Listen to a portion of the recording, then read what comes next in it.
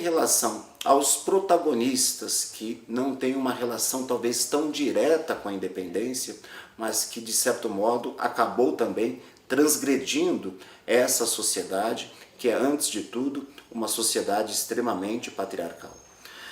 Falar do Brasil do século XIX, e para a gente estabelecer essa relação passado-presente, presente-passado, a gente percebe que esse patriarcalismo ele continua dentro da sociedade brasileira.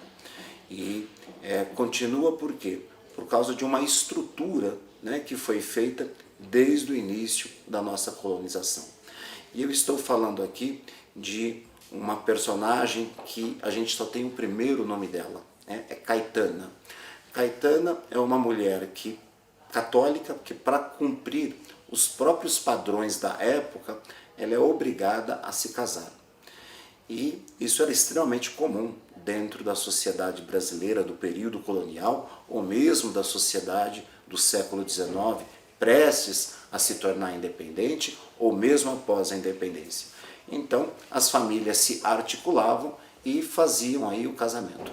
Não existia escolha, portanto, para a mulher em relação ao marido que foi escolhido pela sua família.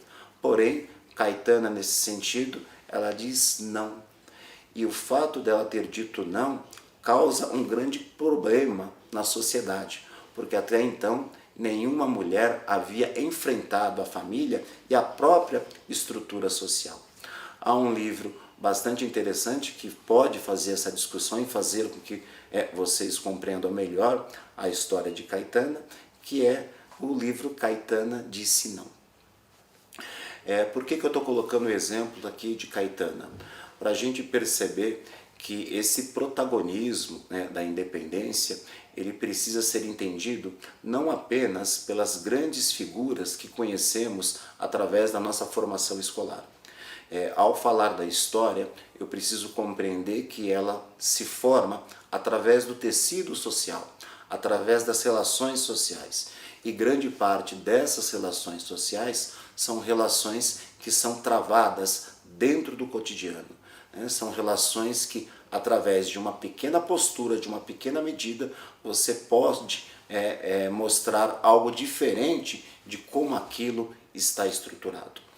Um outro exemplo de protagonismo feminino é de Maria Firmina dos Reis. Maria Firmina dos Reis é uma negra que, em pleno século XIX, durante todo esse processo de construção da independência, ela escreve um livro conhecido como Úrsula, e nesse livro a gente vai perceber uma luta contra a escravidão. Então é outro ponto extremamente interessante para pensar que dentro dessa sociedade extremamente patriarcal, onde o espaço feminino praticamente não existia, quando a gente estabelece a relação entre o espaço público e o espaço privado, a construção que sempre se colocavam para nós é de que a mulher ocupa esse espaço privado e não o espaço público. Mas a gente percebendo através de cartas, através de relatos, através da própria tradição oral, que tem, de certo modo, os seus limites de interpretações, a gente pode encontrar a voz dessas protagonistas. Um outro exemplo é de Eva Bom Sucesso. Era uma quitudeira, portanto, vendia quitutes nas ruas, e uma cabra de um senhor acaba derrubando seus quitutes, acaba tendo uma discussão, e esse senhor acaba espancando Eva Bom Sucesso. E o que ela faz? Ela consegue processar esse grande proprietário rural.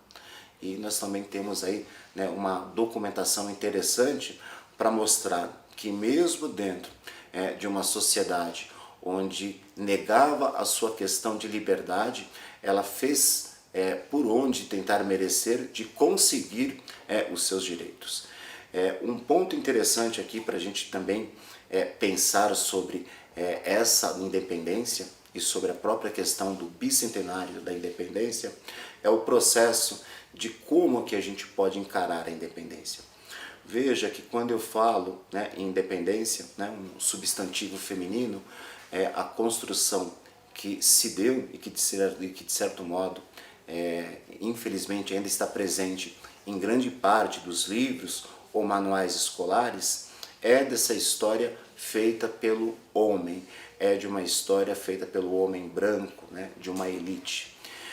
Cabe, antes de tudo, fazer uma retomada, né, desses princípios, né, historiográficos e de tentar encontrar a voz dessas outras camadas, né, sociais que, obviamente, existem dentro do Brasil. Espero que vocês tenham gostado. Quem tiver alguma dúvida, coloque aqui no comentário. Assim que puder eu respondo. E dá para indicar uma série de livros, uma série de textos, né, importantes que faz essa discussão de um personagem que é crucial dentro da trajetória humana, né? Um personagem que ao longo da história foi subestimado, foi colocado de lado e, como eu coloquei em relação ao tema da nossa palestra, foi silenciado, que são as mulheres. Precisamos muito delas e elas são grandes protagonistas da nossa história. Afinal de contas, todos nós estamos aqui devido, antes de tudo, a elas. E aí, curtiu? Deixe a sua pergunta ou seu comentário que a gente te responde. Obrigado.